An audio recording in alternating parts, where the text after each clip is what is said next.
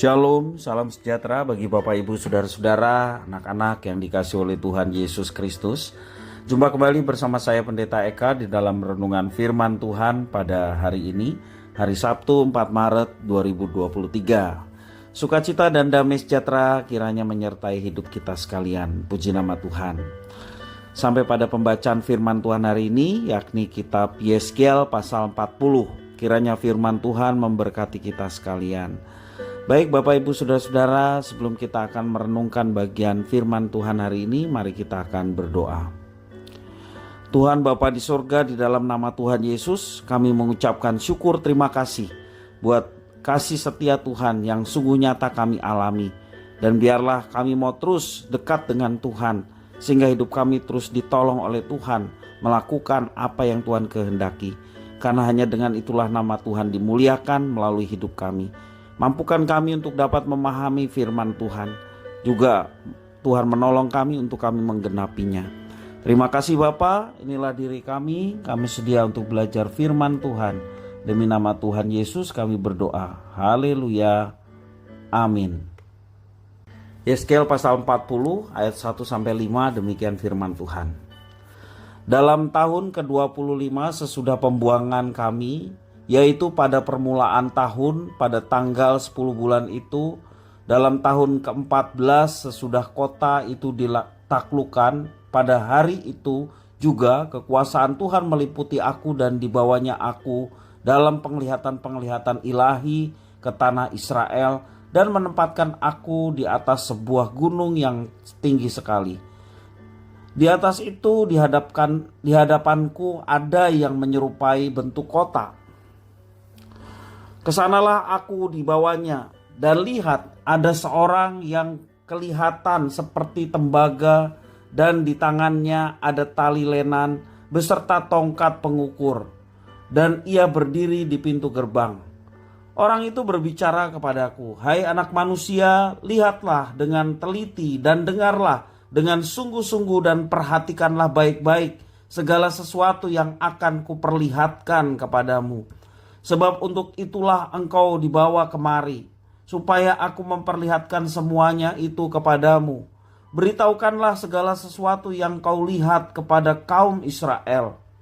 Lihat, di luar bangunan itu ada tembok, seluruh keliling bangunan itu, dan di tangan orang itu ada tongkat pengukur yang panjangnya 6 hasta. Hasta ini setapak dengan lebih panjang dari hasta biasa. Ia mengukur tembok itu, tebalnya 1 tongkat dan tingginya 1 tongkat. Bapak Ibu Saudara-saudara yang dikasihi oleh Tuhan Yesus Kristus, 14 tahun telah berlalu setelah kejatuhan Yerusalem dan pembuangan ke Babel. Ketika Yeskiel mengenang peristiwa tersebut, ia mendapat penglihatan dari Tuhan. Dalam 2 Tawarik pasal 36 ayat yang 10, demikian firman Tuhan. Pada pergantian tahun Raja Nebukadnezar menyuruh membawa dia ke Babel beserta perkakas-perkakas yang indah-indah dari rumah Tuhan.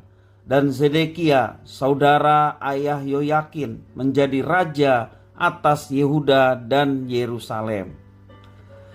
Yeskiel dibawa kembali ke tanah Israel dan sebuah gunung yang tinggi.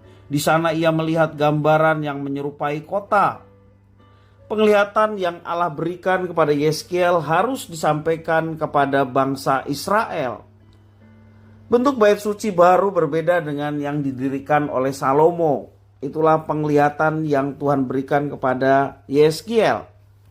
Bait suci yang baru ini dikelilingi oleh tembok setinggi dan setebal 6 hasta. Dan 1 hasta itu sama dengan setengah meter. Malaikat Tuhan melakukan pengukuran seluruh bangunan bait suci yang mulai dari pintu gerbang timur. Dan setiap pintu gerbang berukuran 50 kali 25 hasta. Itu di dalam ayat 13 dan 15. Bagaimana setiap pintu gerbang itu berukuran 50 kali 25 hasta. 1 hastanya itu sama dengan setengah meter. Kalau 50 hasta berarti 50 kali setengah sama dengan 25 meter itu tingginya, sedangkan lebarnya sebesar 12,5 meter. Ya, cukup besar. Di dalamnya juga terdapat serambi, ada kamar, dan setiap tiang tembok diukir gambar pohon kurma. Itu yang terdapat di serambi dalam, ya, kamar. Dan di pelataran luar juga ada 30 kamar untuk beribadah. Lebar pelataran luar adalah 100 hasta. Itu yang dituliskan di dalam ayat yang ke-19. Ya. Nah, lalu Yeskiel dibawa ke pintu gerbang utara dan juga pintu gerbang selatan. Ya. Deskripsi pintu gerbang utara sama dengan pintu gerbang timur dan juga selatan, sedangkan tembok barat tidak memiliki pintu gerbang. Yang berbeda hanya ada tambahan 7 anak tangga dari luar kompleks bait suci menuju pintu gerbang itu. Dalam ayat yang ke-22 menjelaskan demikian. Jendela-jendelanya, balai gerbangnya, dan gambar-gambar pohon kormanya seukuran juga dengan pintu gerbang yang menghadap ke timur. Orang dapat naik ke situ melalui tangga yang 7 tingkat, dan balai gerbangnya ada sebelah dalam. Kemudian di pelataran dalam dikatakan ada 8 anak tangga, ya, untuk pelataran dalam. Ayat 31 menjelaskan demikian. Balai gerbangnya adalah sebelah pelataran luar dan pada tiang-tiang temboknya berukir gambar pohon-pohon korma dan tangganya ke atas ada 8 tingkat. Itulah yang membedakan. Bapak Ibu Saudara, saya akan bacakan dalam Yeskiel pasal 40 ayat 38 sampai 43. Demikian firman Tuhan. Ada juga sebuah bilik yang pintunya di balai gerbang dan di sana orang membasuh korban bakaran. Dalam balai gerbang itu ada 2 meja sebelah sini dan 2 meja sebelah sana. Tempat menyembelih korban bakaran, korban penghapus dosa dan korban penebus salah. Di samping kiri balai gerbang, di sebelah utara, di sebelah luar ada 2 meja. Dan di samping kanan balai gerbang itu juga 2 meja.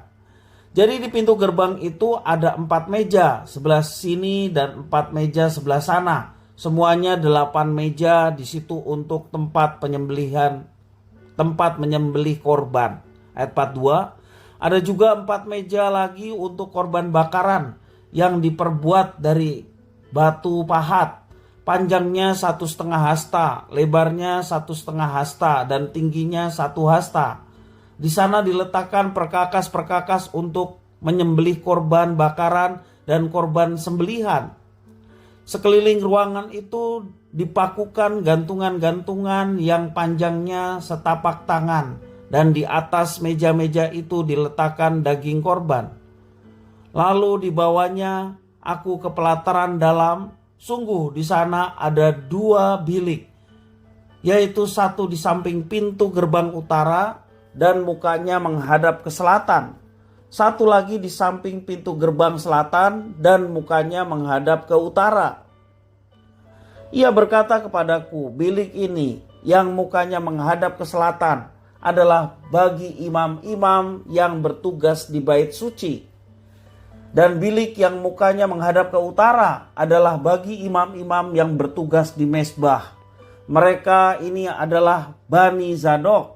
Dan hanya golongan inilah dari Bani Lewi yang boleh mendekat kepada Tuhan untuk menyelenggarakan kebaktian. Lalu ia mengukur pelataran dalam, itu suatu tempat persegi yang panjangnya 100 hasta dan lebarnya 100 hasta. Mezbah ada di hadapan bait suci. Bapak Ibu Saudara-saudara yang dikasihi oleh Tuhan, di dalam bait suci itu terdapat berbagai bilik dan perabot yang berfungsi sebagai tempat menyembelih dan membersihkan kurban bakaran. Ayat 38 sampai 43. Ada juga berbagai ruangan untuk orang-orang Lewi, khususnya yang ditugaskan adalah orang-orang Lewi, yakni Bani Zadok, ya. Dalam ruangan itu terdapat ruangan para imam, baik di bait suci maupun juga di mezbah, ya. Selain itu pelataran dalam bentuk bujur sangkar, yakni 100 kali 100 hasta, ya bujur sangkar. Di sini terdapat mesbah. Itulah keadaan bait Allah yang dilihat Yeskiel. Bapak Ibu Saudara-saudara, apa manfaatnya dan berkatnya buat kita yang hidup sekarang ini?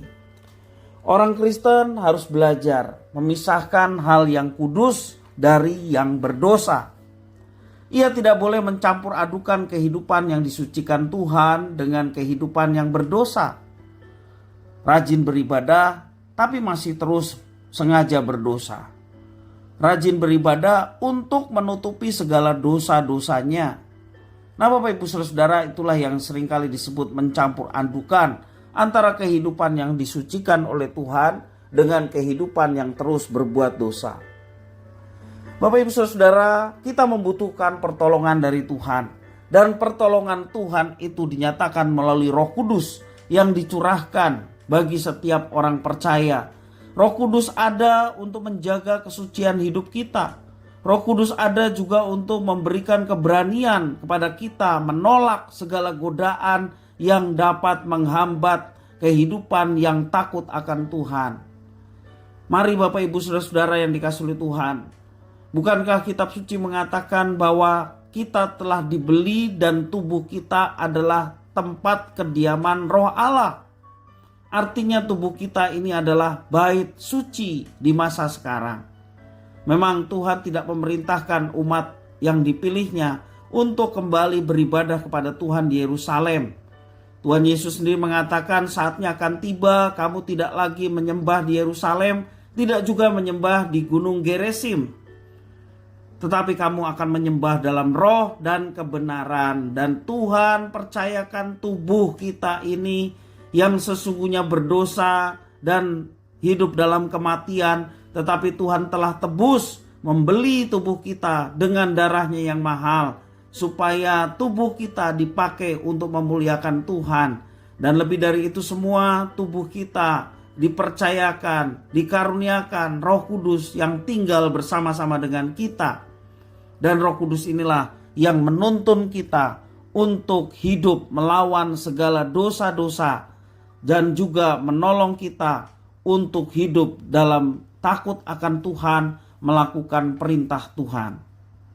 Mari Bapak Ibu Saudara-saudara, jangan kita mencampur adukan. Kita hidup di dalam kebenaran firman Tuhan. Mari kita tetap konsisten dalam kehidupan sehari-hari, baik dilihat orang maupun tidak dilihat orang. Karena apapun yang kita kerjakan dilihat oleh Tuhan, maka kita mau menjaga kehidupan yang kudus di hadapan Tuhan, dan hidup kita pun boleh menjadi berkat bagi sesama. Kiranya firman Tuhan memberkati kita sekalian. Mari kita berdoa. Tuhan Allah Bapa di surga, terima kasih. Kami diberikan kehormatan, Engkau bersekutu dengan kami, Roh Kudus bersama dengan kami. Di dalam tubuh yang fana ini, Engkau berkenan hadir. Karena itu Engkau yang menyucikan segala perbuatan-perbuatan yang tidak berkenan. Dan kami mau terus hidup dalam ketaatan seperti yang Tuhan perintahkan, sehingga nama Tuhan dipermuliakan. Terima kasih Bapa, terpujilah namamu. Demi nama Tuhan Yesus kami berdoa. Haleluya. Amin.